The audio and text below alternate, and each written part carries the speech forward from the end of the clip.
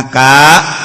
wiridanana tuh di bulan Rajab hayang supaya kos Kangjeng Nabi bisa hiber maca sholawat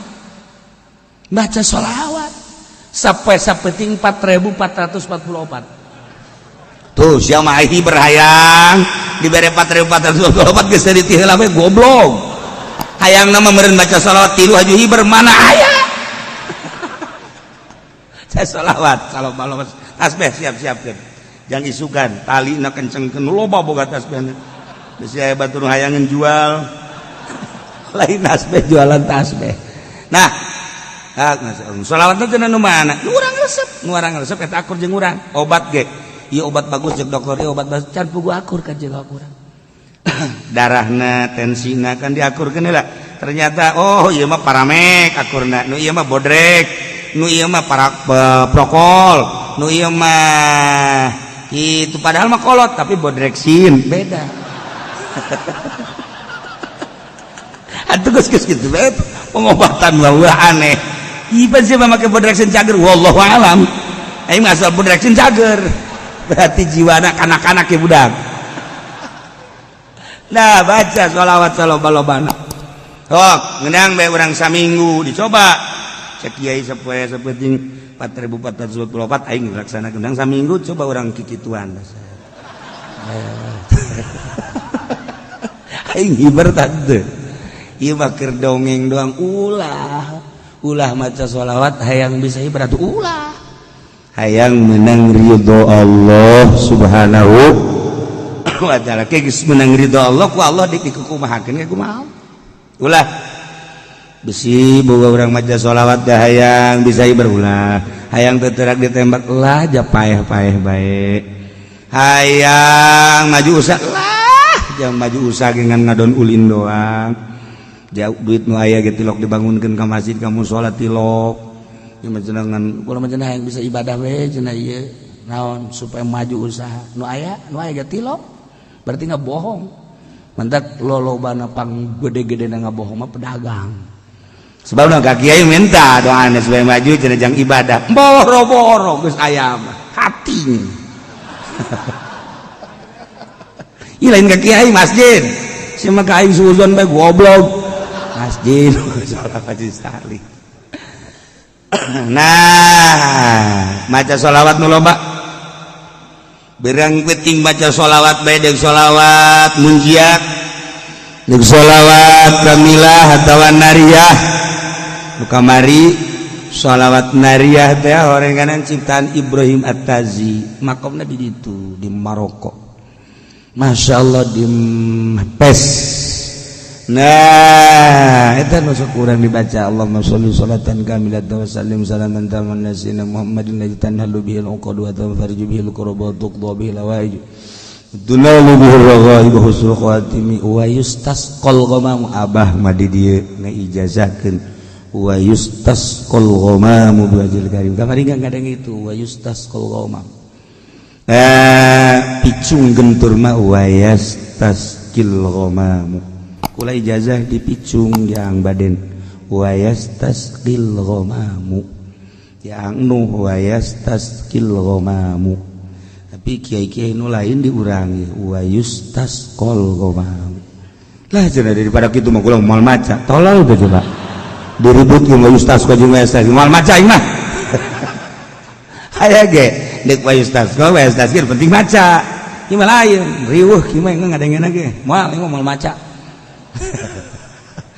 baca dek wa yustasqa mangga wa yastasqi mangga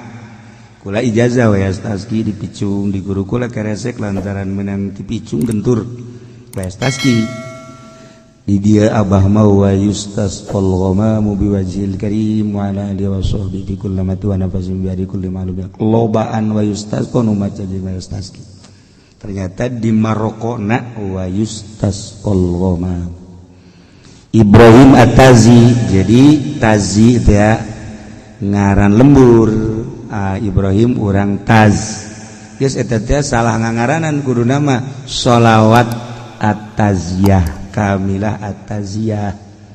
kulantaran zaina di ditu dicecekan jeung takna dicecekan ke orang Indonesia berarti sholawat kabilah An-Nariyah padahal mah taziah. Gitulah surah Syekh itu Abdul Aziz Al-Kubati ngan kulantaran geus tenarna di mana-mana nariyah tuh masalah sebab ieu sholawat bagaikan seuneu dina pada panas bisa ngahuru kasalahan-kasalahan, ngahuru dosa-dosa, ngahuru kabeng berat. Sok lobakeun geura maca sholawat eta. Hampang awak. Hampang. Sholawat eta mah ngan panas memehna sebab eta sholawat beda tah mah. Beda sholawat eta mah. Dan mandak nu geus ijazah mangga baca, nu encan ijazah kukula diijazahkeun sakaligus kabehaninya. Sholawat nariyah atau taziah dijazahkeun ajaz tukum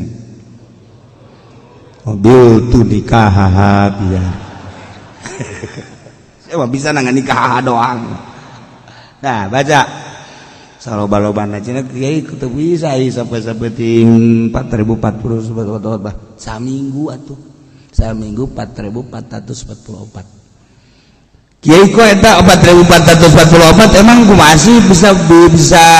bilangan kos itu sholawat kabehna aya 4444 sholawat kabehna sholawat dipuat di Dalailul Khairat karangan Sulaiman Al-Jazuli kamari jarah ka ditu ka Marrakesh ka Makom Sulaiman Al-Jazuli nah eta nu ngarang Dalailul Khairat. Cenah urang mah moal maca sholawat nariyah lah deuk maca dalail. Masalah. Dalail sholawat nariyah. Panjang ting cenah nariyah mah kula mah deuk Ibrahimiyah bae nu sok dibaca paripal memeh ngaji teh. Ayo.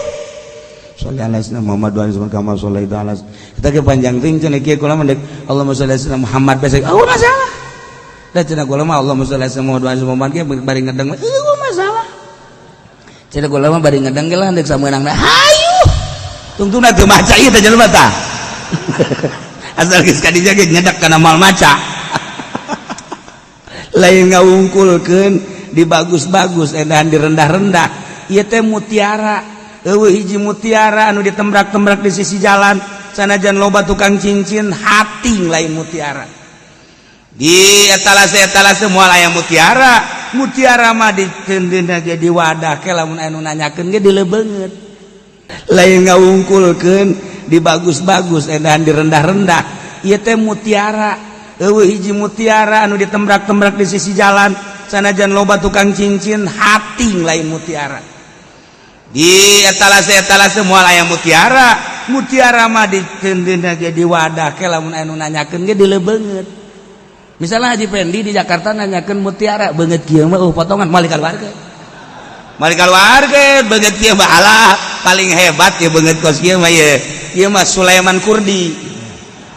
bere. Oh mau nanya apa Pak Haji? Nanya mutiara. Enggak ada juga Sulaiman Kurdi. Yang mana? Torojol teh bener si Sulaiman digikeun tah nyana ge lebeungeut ongkos urang di Mekah ieu mah bangsa beungeut 10 real 20 real mal dibere. Tapi lamun tagog bebeungeut teh bangunna bener nya dibere. Nih 2.000 real, 3.000 real. Neuleuh beungeut. Urang neangan kokan asli di Mekah di Madinah jeung Haji Pendi tek ceuli datang ka manggih. Nyana neuleuh lempangna, lempang nu sugih kan lain kitu. Ai beda lempang nu sugih mah tenang, gak ada. Ieu mah rusuh. Saku masih caplin.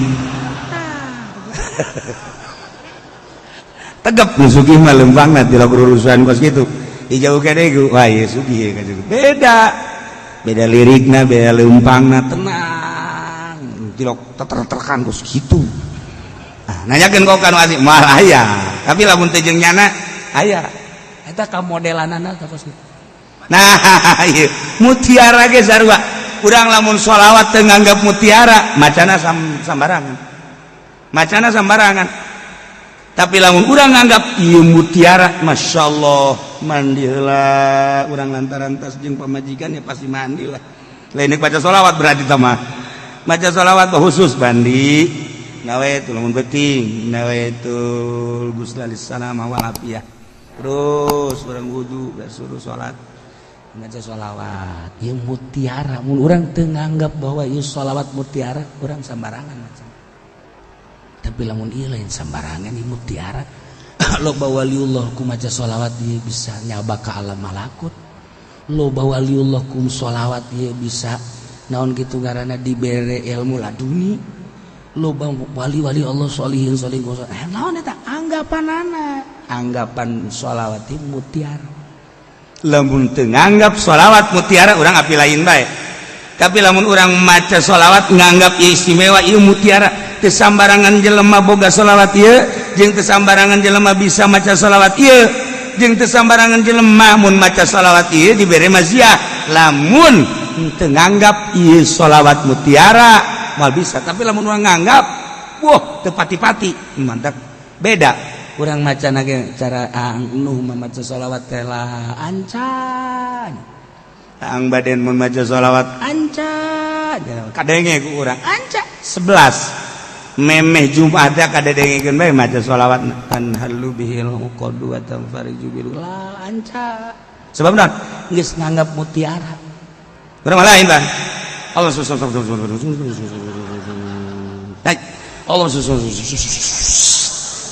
Allah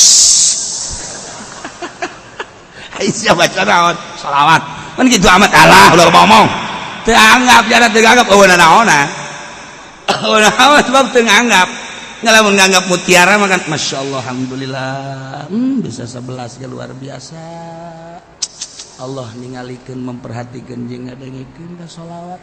dimumule kurang geus tamat 4444 waduh aing ge dibere kuat ku Gusti Allah ngaluarkeun duit kade ceng-ceng sia yatim kan nah ya dibere tas 1 juta